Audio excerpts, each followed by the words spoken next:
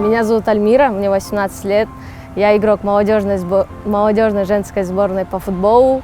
Альмира начала увлекаться футболом с 8 лет. По словам отца, решение отдать девочку в футбол было принято после поездки маленькой Альмиры на Иссык-Куль с бабушкой и дедушкой. Именно в этот пансионат приехала мальчиковая команда, Дордой, по-моему, ребята приехали, примерно такого же возраста дети.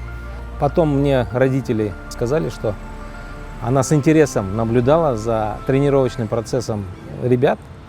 И потом, вроде бы как мальчики, немного поиграв с ней, они начали ее звать постоянно. Альмира прошла путь от детского футбола до сборной. После этого семья решила попробовать свои собственные силы в Европе. Выбор пал на Германию. Договорились насчет просмотра в женскую команду. Немецкая команда была во Франкфурте на Майне.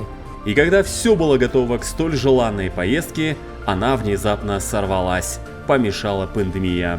Взяли визы, купили билеты, уже планировали поездку в Германию на просмотр.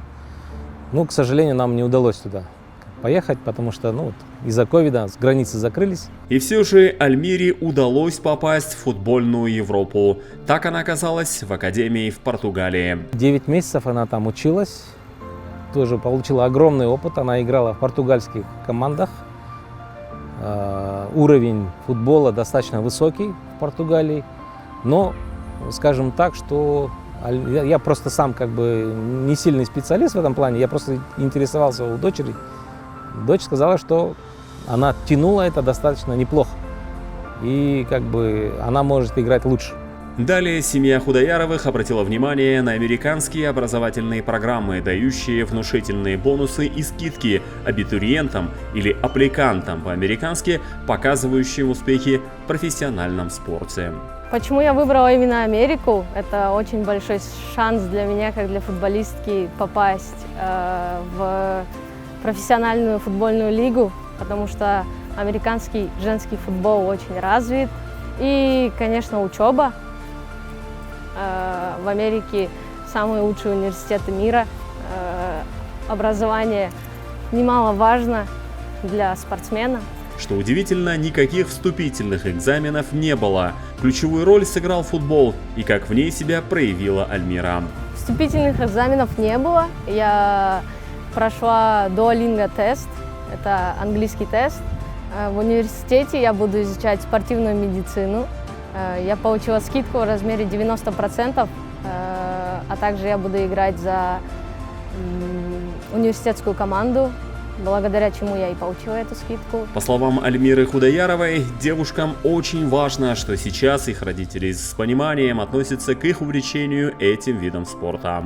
Я считаю, сейчас, нежели раньше, это намного легче, потому что родители стали более понимающими и ближе к молодежи, больше прислушиваются к своим детям.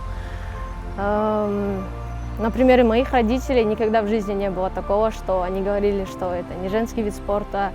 После записи интервью наша героиня благополучно добралась до Атланты в Соединенных Штатах, где и будет учиться на востребованную профессию в области спортивной медицины. Прошла уже неделя, как я в университете.